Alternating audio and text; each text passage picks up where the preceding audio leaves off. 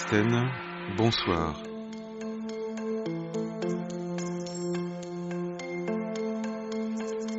Vous ne pouvez aimer la vérité et le monde.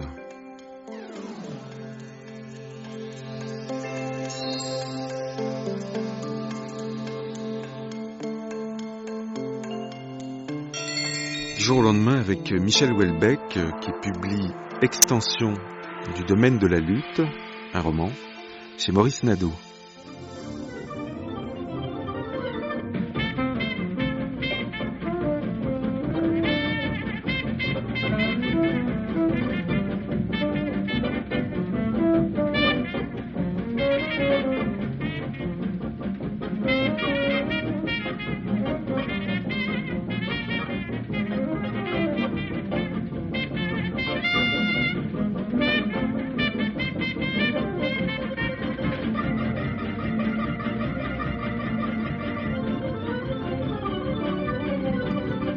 J'ai choisi Michel Houellebecq pour commencer de prendre une phrase dans un livre que vous avez publié en 1991 aux éditions de La Différence. Rester vivant, c'est son titre. Et son sous-titre, qui est aussi le genre dans lequel il se place, c'est méthode. J'aurais pu peut-être prendre aussi bien cette autre phrase. La société où vous vivez a pour but de vous détruire. Oui, juste après, il y a Vous en avez autant à son service.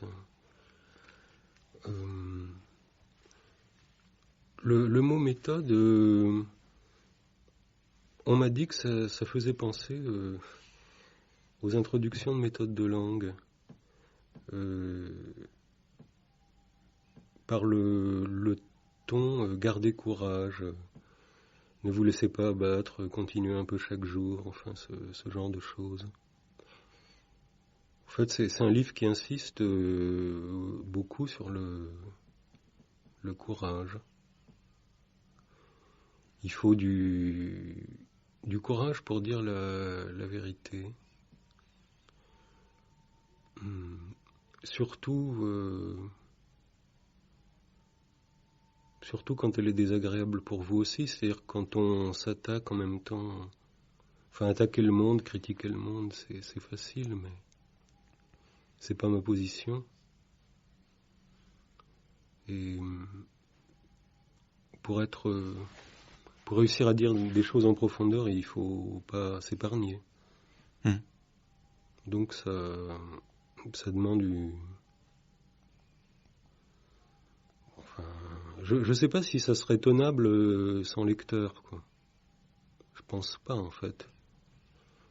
Parce que des gens, de manière parfois surprenante, viennent vous dire que c'est vrai, que c'est bien d'avoir dit ça, et donc c'est encourageant. Enfin, c'est nécessaire. Parce que on est amené à dire tellement de choses désagréables, à jouer contre soi. Donc, des signes de compréhension sont bien agréables. Mais c'est pas ce qui vous fait écrire, quand même. C'est peut-être ce qui me fait continuer, quand même, parce que c'est-à-dire que j'ai une caractéristique qui est pénible, hein, d'ailleurs. Quand je dis quelque chose et que l'interlocuteur comprend pas, je répète inlassablement. Ça peut durer longtemps, parfois. Ben oui, ça peut durer longtemps. C'est pour ça que je pense que s'il n'y avait pas des gens qui me faisaient savoir qu'ils ont ressenti mes livres, je continuerais à écrire le même sans arrêt, obsessionnellement. Alors que là, je peux essayer de retrouver des domaines. Bon, là, je parle vraiment que du monde contemporain, en fait, sous un angle assez social, dans mes trois livres. Hein. Mais je me rappelle que avant d'avoir dû m'affronter au monde moi-même, beaucoup de choses m'intéressaient. Je m'intéressais à la science, à la physique quantique, surtout à des choses comme ça. C'est fini ? Non, mais je n'arrive pas à l'utiliser sur un plan écrit. Mais peut-être que ça reviendra justement si mon premier message passe. Beau livre, donc, outre Rester vivant, aux éditions de la Différence, vous avez publié un essai sur Lovecraft aux éditions du Rocher et un livre de poésie, un recueil de poèmes intitulé, lui, La poursuite du bonheur. C'est un beau titre. En fait, c'était... Dans mon esprit, c'était une allusion à la Constitution américaine. Parce qu'en fait, je suis très, très antilibéral, hein, ça se voit dans tous mes livres. Et baser une société sur la liberté et le droit à la poursuite du bonheur, ça me paraît conduire inéluctablement au carnage, plus ou moins policé, enfin, peu policé en Amérique, enfin, finalement. Et donc c'est pas un titre au fond très positif dans mon esprit. C'est jamais très positif vos titres, hein? Toujours un peu ironique. À ne pas lire au premier degré. Rester vivant, la poursuite du bonheur, extension du domaine de la lutte. Oui, c'est des... En même temps, c'est toujours des titres qui vont qui ont un côté très direct et qui trouvent... Par exemple, le prochain s'appellera Le sens du combat. Enfin, c'est toujours des titres comme ça, effectivement, où je... Le titre, ça vient avant le livre? Oui, ça vient... Oui. C'est le titre qui commande. Après, il faut écrire. Non, c'est pas... En fait, c'est pas exactement ça. C'est-à-dire que le livre, finalement, ne... Enfin, j'écris avant de faire un livre, quoi. J'ai beaucoup de feuilles séparées. Vous écrivez toujours? Oui, souvent, enfin, quand même, oui. C'est un peu au hasard. Hein. Je travaille pas, à proprement parler. Enfin, de temps en temps, j'écris, mais c'est jamais très prévu. Et là, par exemple, ce roman... Enfin, au bout d'un certain temps, c'est plutôt les passages théoriques qui étaient écrits en premier. Au bout d'un certain temps, il était évident que tout ça tournait autour d'un sens bien défini, et le titre, en fait, intervient à ce moment-là, quoi. Ça aide à cristalliser une série de passages dans une signification, enfin... Un parcours se dessine, quoi. Pas d'écriture sans expérience dans la réalité. Eh ben non, malheureusement, non. Mais bon, faut quand même pas exagérer. Il y a quand même des poèmes qui sont le reflet de visions imaginaires, qui sont plus directement reliés à des rêves ou à des rêves éveillés. Mais non, tout ça, j'ai l'air de le déplorer, en fait. Je le déplore un peu, d'ailleurs, parce que j'écris quand même pour essayer de tenir ma vision du monde à distance, enfin de la voir d'un peu plus loin comme un objet séparé, mais le monde revient toujours. Enfin. C'est un dragon à terrasser, votre vision du monde? Oui, et puis en même c'est... Non, en fait, j'aimerais bien en finir avec le monde une bonne fois pour toutes, pour retourner à des rêveries qui se manifestent que dans quelques poèmes jusqu'à présent. Alors, qu'est-ce qui vous manque? Imagination?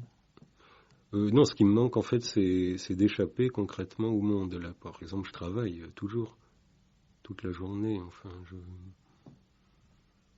Ce qui vous manque, c'est peut-être aussi la faculté de mentir. Oh, mais non, je veux pas mentir. Enfin, C'est pour ça que vous n'écrivez pas de romans totalement imaginaires. Oui, je pense que je ne pourrais pas. Et puis je sais pas, j'ai peut-être pas vraiment le type de caractère à développer des histoires. Enfin, tout part de fragments et écrits sans avoir pensé vraiment à les écrire. Et j'essaye de donner un sens à tout ça, enfin c'est un peu... Écrire un roman d'amour, par exemple, ça vous viendrait pas à l'idée? Oh bah si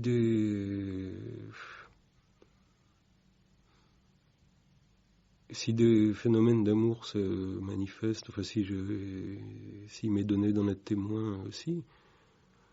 Témoin ou acteur? Oh, les deux. Non mais ça viendra peut-être. Hein, c'est-à-dire que bon, tout ça est certes peut apparaître très pessimiste, mais je ne veux pas être un pessimiste systématique, quoi. C'est-à-dire que si quelque chose qui me paraît heureux et beau vient se manifester, je veux en rendre compte aussi. Enfin, je suis toujours agacé par les gens qui se font une espèce de pessimisme ronchon et Du genre Sioran? du genre Sioran. En fait, ça m'agace finalement. Enfin bon, et encore Sioran, c'est vraiment un bon écrivain, enfin à l'évidence, mais son attitude m'agace. De même que, enfin bon, tout ce retour en fait d'attitude païenne, stoïcienne, quoi, consistant à se vouloir supérieur au monde. D'ailleurs, ce livre en fait, dans mon esprit aussi, ce personnage est extrêmement lucide, le personnage central, celui qui dit je. Le narrateur, comme on dit. Le narrateur. Et pour moi, la lucidité ne sert à rien, en fait. Ne mène à rien, et toute sa lucidité ne l'empêche pas de s'enfoncer dans une dépression de plus en plus grave et de déjanter de plus en plus nettement au fur et à mesure que le livre avance. C'est-à-dire bon, de toute façon, la lucidité, on ne la choisit pas, hein. Mais il faut, d'une manière ou d'une autre, envisager une possibilité de bonheur et d'harmonie pour soi-même et pour les autres. Une attitude de retranchement. Ça, c'est une éthique. Oui, c'est une éthique. Et en plus, je veux montrer à travers ce livre que ça mène au néant. Parce que, bon, dans le dernier chapitre, en fait, il est vraiment au centre du néant, quoi. On peut pas dire autrement. C'est en ça que le livre n'est pas vraiment un livre autobiographique, parce que vous nous disiez tout à l'heure qu'au fond, tout est possible.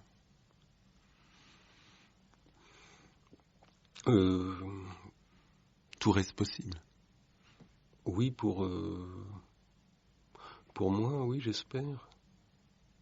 C'est-à-dire, bon, ça c'est assez compliqué, mais en fait, son son incapacité de vivre est liée à un individualisme extrême,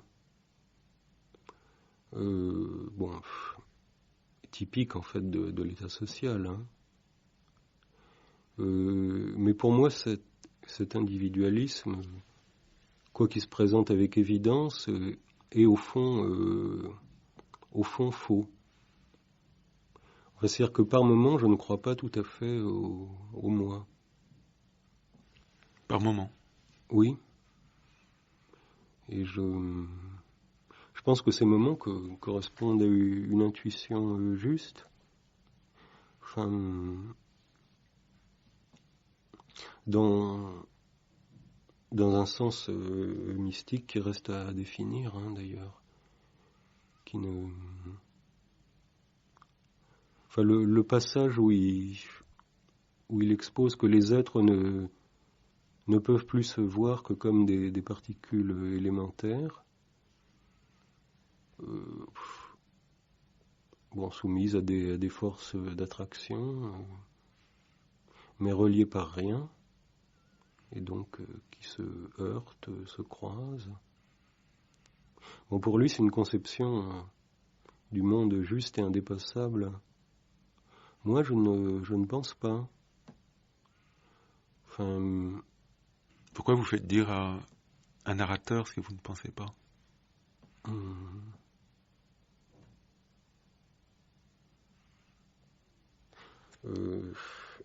Parce que, quand je dis je ne pense pas, je le pense par moment, mais bon, là il faudrait en fait pour aller bien à fond de cette question philosophique avoir plusieurs personnages, quoi. Là c'est un livre avec des personnages, mais avec fondamentalement un point de vue sur le monde. C'est-à-dire ça pourrait s'exprimer en termes de complémentarité à la Niels Bohr, quoi. C'est-à-dire que ce point de vue individualiste est juste, mais un point de vue syncrétiste, voyant le moi comme une espèce de chose temporaire, assez artificielle en fait, serait juste aussi. Par exemple, je suis souvent frappé par le peu de consistance de ce que les gens appellent leur personnalité. En fait, c'est souvent une série de tics. Par exemple, un individu est coléreux. Alors il dit, oui, moi, il faut pas me chercher, je suis coléreux, et ça devient sa personnalité, quoi, à ses propres yeux, comme à ceux du monde. Enfin, c'est-à-dire qu'on se constitue une personnalité qui est une succession de limitations,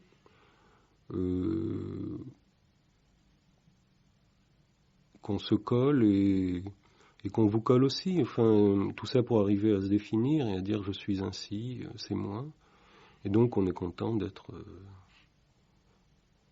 comme on est. Enfin, qu'en fait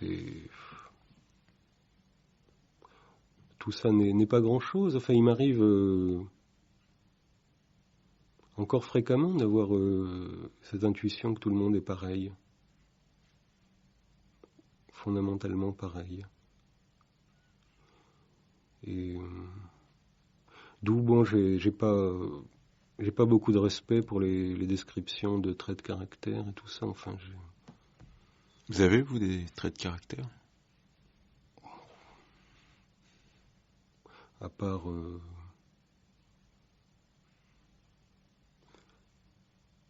une certaine introversion, je ne vois pas. Et puis non, je continue à penser que je pourrais changer ces traits de caractère. Tout est toujours possible. Oui. Enfin, ce que je dis paraît bizarrement optimiste par rapport au livre. J'en suis conscient. Vous n'êtes pas si optimiste que ça, finalement.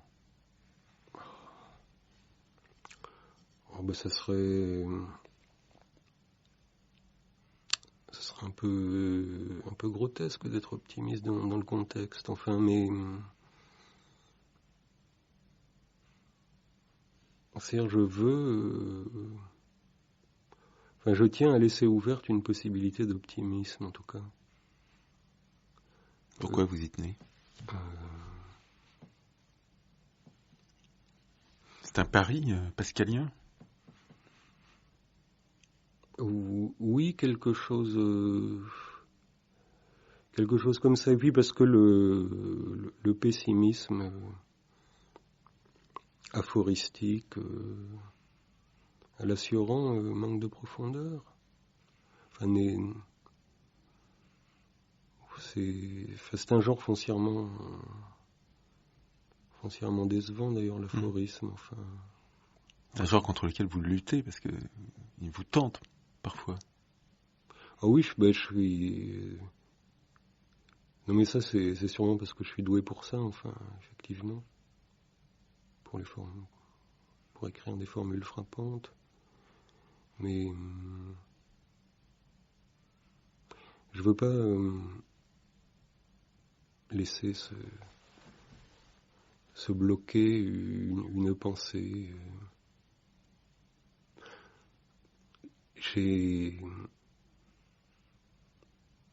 Quoique non parfaitement athée, j'ai beaucoup plus de sympathie pour Saint Paul que pour les stoïciens qui le combattaient.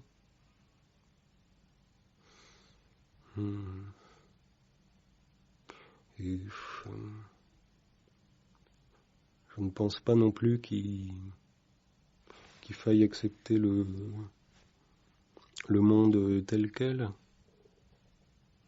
C'est bon, par exemple, entre Nietzsche et Schopenhauer, je suis du côté de Schopenhauer. Bon, Schopenhauer, c'est un exemple de. On dit toujours Schopenhauer est pessimiste, mais globalement, c'est pas faux. Mais quand on lit l'ensemble de l'œuvre, on s'aperçoit que dès qu'il tombe sur un phénomène qui lui paraît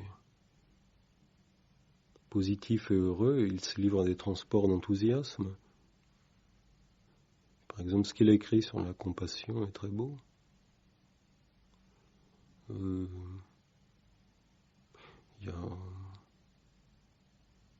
En fait,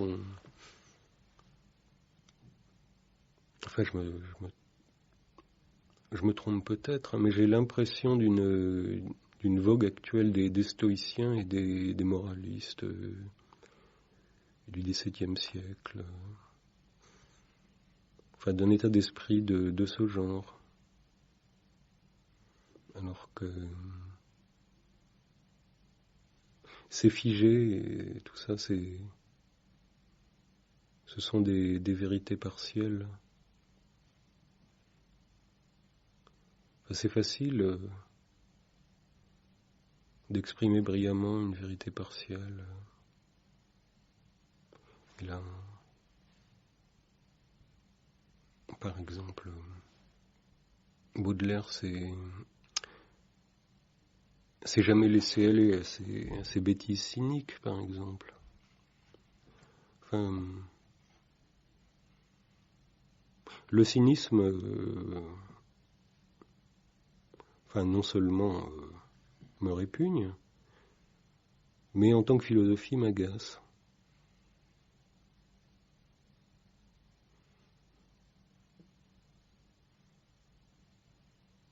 Il est trop facile d'arriver à ces positions tempérées et éloignées.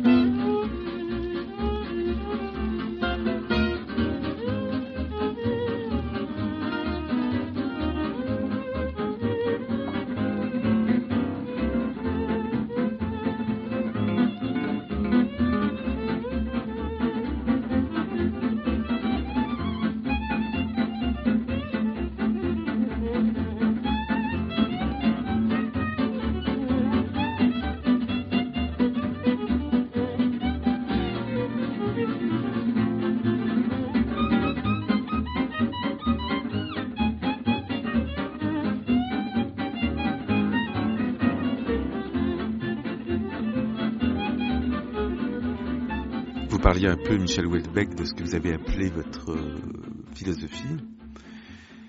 Et je voulais vous demander si le roman était l'application de la philosophie, ou si votre philosophie découle de votre écriture romanesque. Romanesque étant un mot d'ailleurs qui reste à débattre. Non, là c'est... Il me faudrait beaucoup plus de pages en fait pour mes... Là c'est plutôt une sociologie. Enfin, c'est la manière dont je vois la société qui est simple. Hein. Il y a des... En fait, toutes les sociétés ont eu des systèmes de différenciation entre les individus.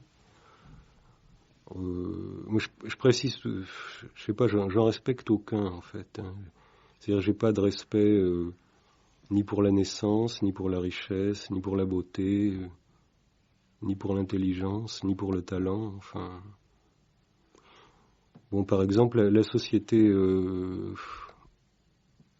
pas jusqu'à la Révolution, bon, c'était essentiellement basé sur la naissance, avec des petites gâteries accordées au talent ou à la beauté physique. Enfin, mais là, on vit dans un système dont l'idéal, en fait, non réalisé, mais son idéal théorique est une égalité des chances, puis se développe une lutte à travers deux axes, en fait, l'efficacité économique et le potentiel érotique. Donc c'est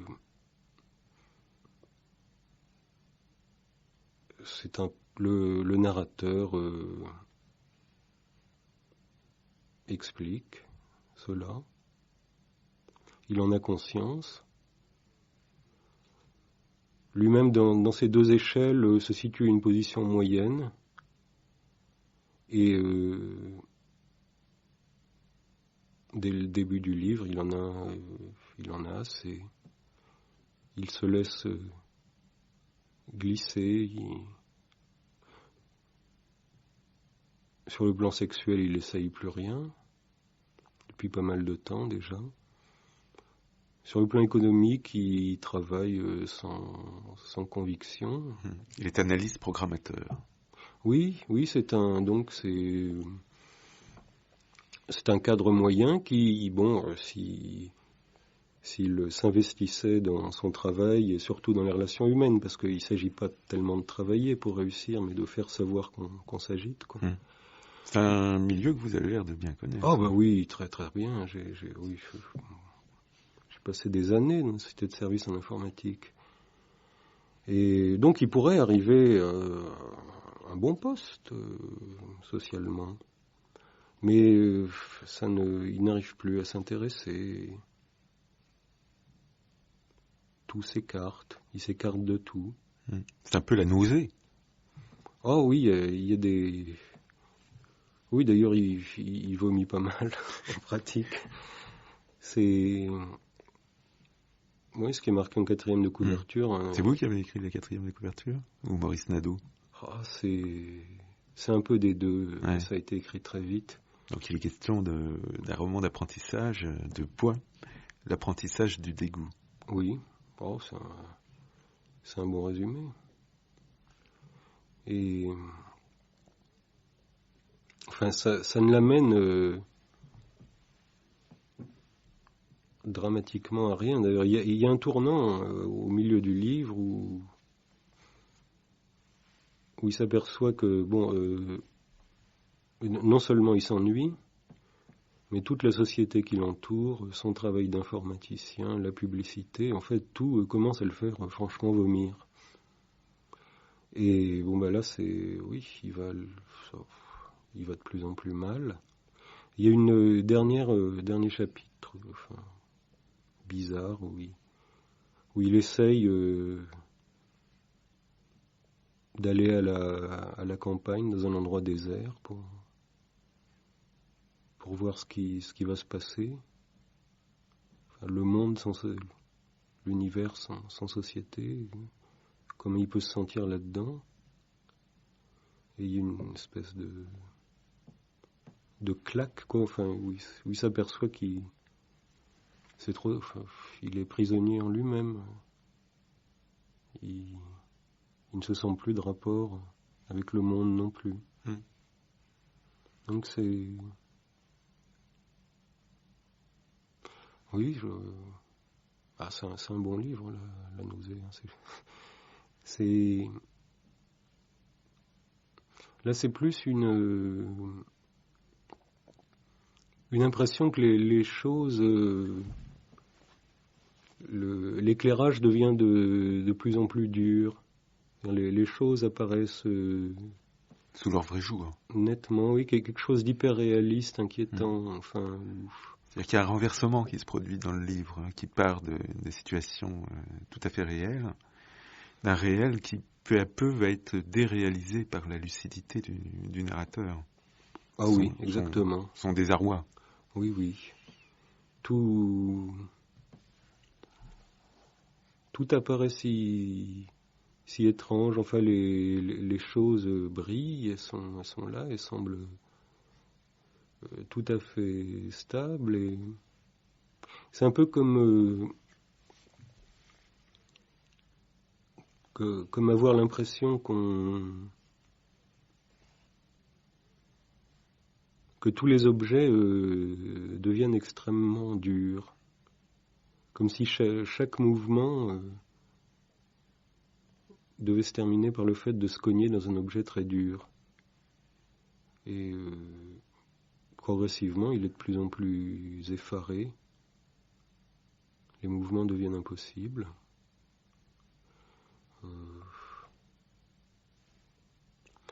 Beaucoup... En fait, c'est une variante de dépression. Les états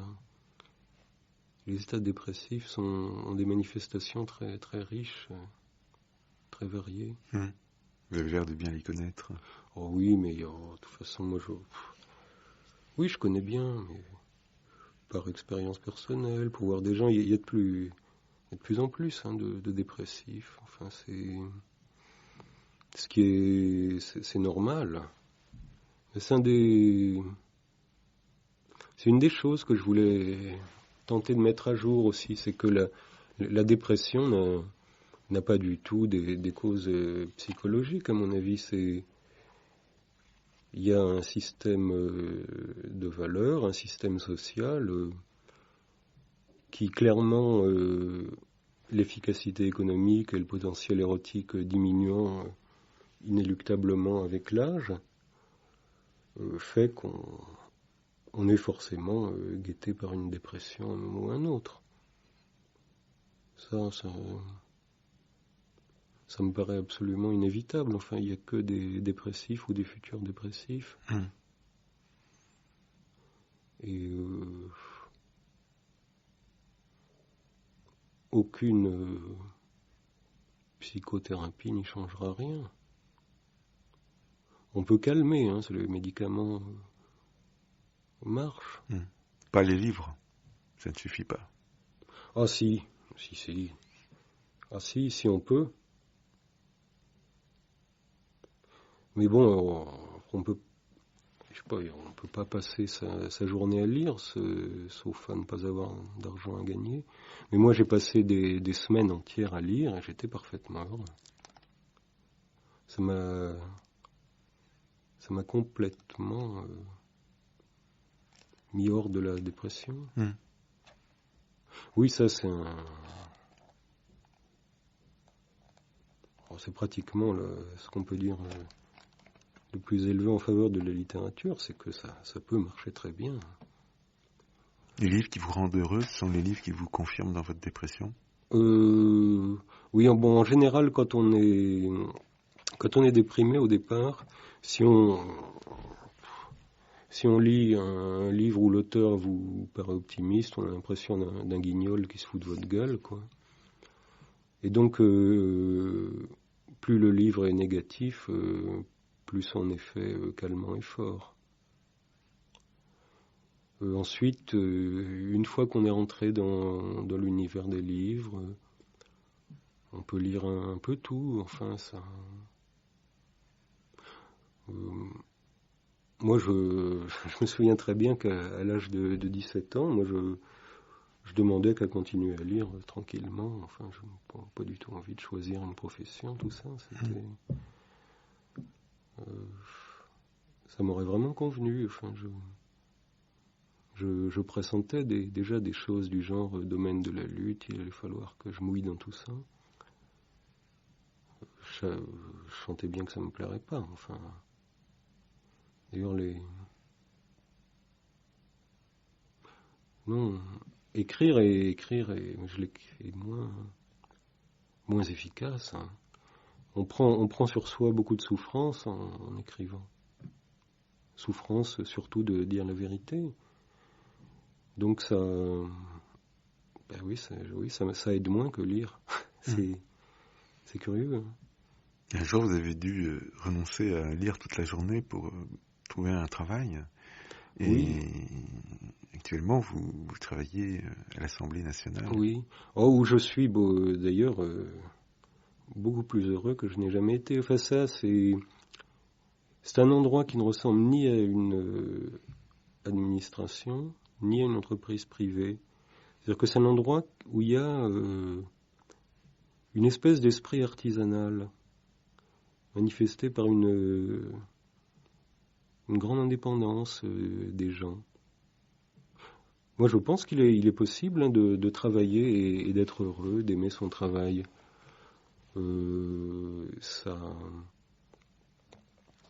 Enfin, je pense que les êtres humains, à la base, sont faits pour travailler seuls ou à peu près à leur rythme et dans une ambiance de liberté.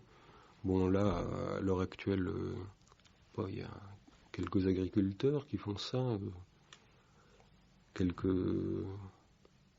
artistes. Et il y a des endroits, enfin, l'Assemblée nationale est un endroit où je me sens mieux que partout ailleurs parce que il y a cette tradition de laisser les gens un peu maîtres d'organiser leur petit domaine. Et tant pis si c'est incohérent, tant pis si les gens font plusieurs fois la même chose. On n'essaye pas de rationaliser à tout prix, d'augmenter la productivité, de mettre au point des procédures qui, en fait...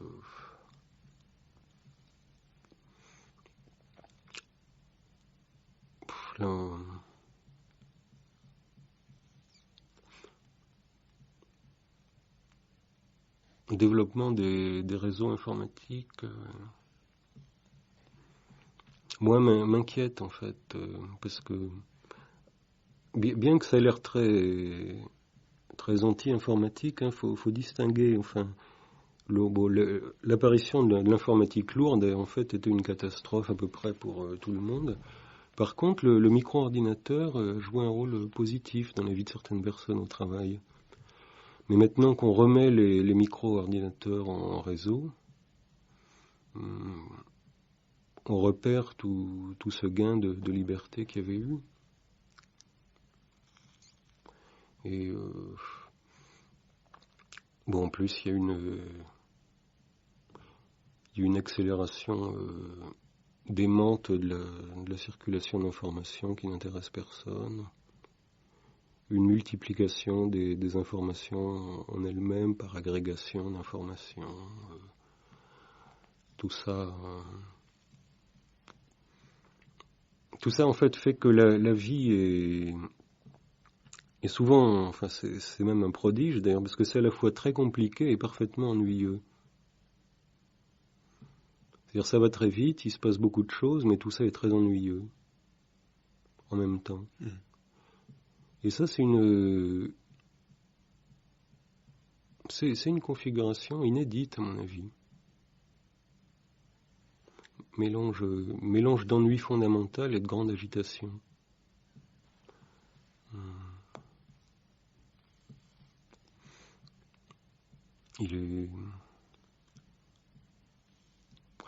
Moi, j'ai assez de sympathie pour ces gens qui piratent des réseaux.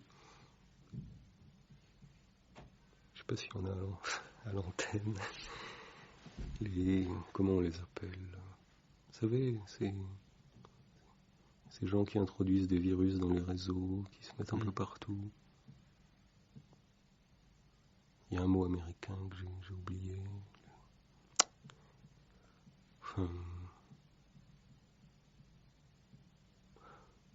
parce que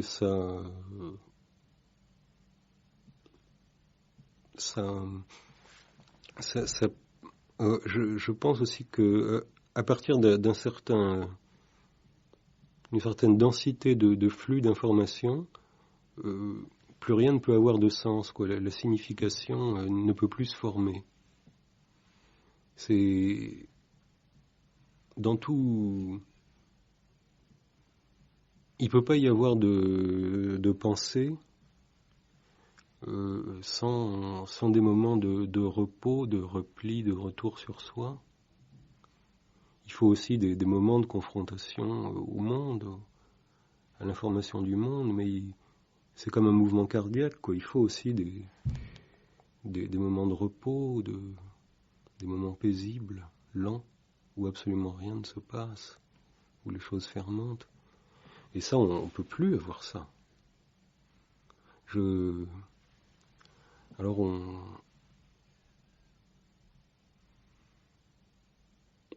moi j'observe beaucoup de gens surexcités, dans une espèce de désarroi, s'ennuyant au fond. Et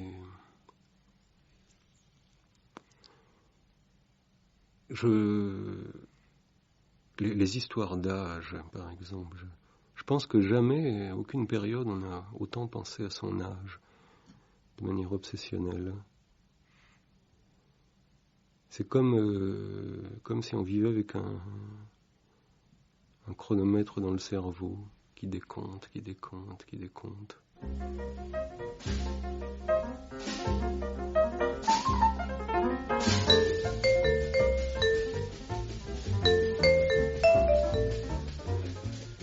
Extension du domaine de la lutte de Michel Houellebecq est publié chez Maurice Nadeau.